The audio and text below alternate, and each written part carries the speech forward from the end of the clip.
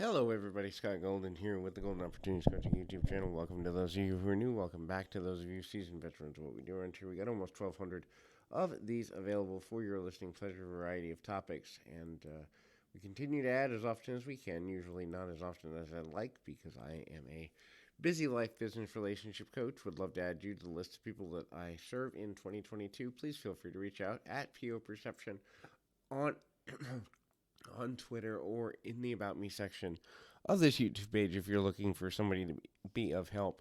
Um, Signs of why you may be single is kind of what we're doing for the next two audios.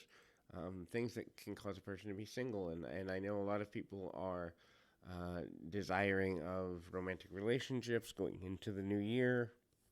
Can't believe we're already 1/12 of the way through the new year, but anyway, so the first thing is you're cynical. You've been through bad situations relationally before, and therefore you are cynical about the possibility or connectivity of meeting a new person. That cynicism will make you be judgmental of what a person isn't doing or the level of interest that they may or may not have in relation to you, and that cynicism will actually block you from meeting people that could be in alignment with the type of relationship you want, need, or desire. And so that can be super painful and somewhat difficult. The next thing there is you have fear around rejection. And I tell people this all the time when I'm working with them because I run both relationship coaching and dating coaching platforms to my business. And I tell people all the time if you are afraid to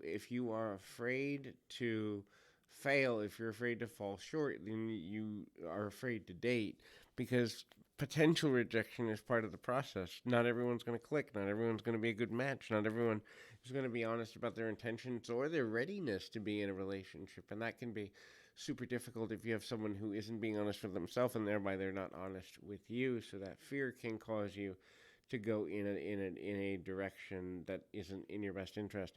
The next is standards. So your standards may be too high or they may be too low. People that have extremely low standards are people that are thinking a relationship is going to fix them or their own view of their own life. And then people that have relationships standards that are too high are individuals who often feel like they've been through enough bad stuff and they don't want to take any more risks. And so they set their standards super high, and there's nothing wrong with having high standards, except that if you have high standards and you're not getting your needs met, and then you become more cynical as a result of not meeting people or not connecting with people in the way that you intended to, kind of there's a contradiction in the way you're approaching things, and that can lead to challenges there. The next thing there is kind of deal breakers, things that are preferences that you could shift for the benefit of keeping a relationship going, but you won't because they're deal breakers to you. Some people have deal breakers about the way people look. Some people have deal breakers about previous habits,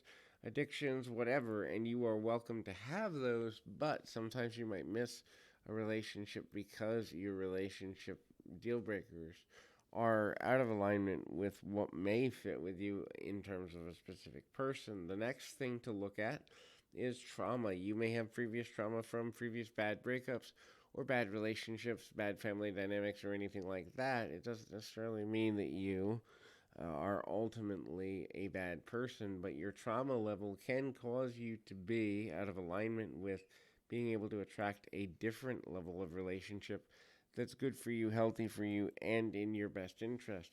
When you're motivated by the fear of reactivating trauma, when you're motivated by the fear of something not going according to the way you plan or intend, it can cause you to be off balance with how you relate with others, and therefore that off balance nature in relation to how you connect with others can also cause a great deal of problems going forward. The next thing to think about is just kind of closing this off in a positive way. Remember, dating doesn't have to be difficult. A lot of people overthink it. Really, dating is just in its simplest form a job interview. You're interviewing to see if you're a good fit for someone and if they're a good fit for you. It's just an experience. It doesn't have to be something that we take super seriously or super intense about. Doesn't mean we can't get more intentional or intense. But look at the amount of energy you're putting into the process versus the investment you're getting back from it. Make sure that those things aren't out of alignment overall. So hopefully this is helpful. Keep your feet on the ground, your mind in the moment. Until next time, everybody.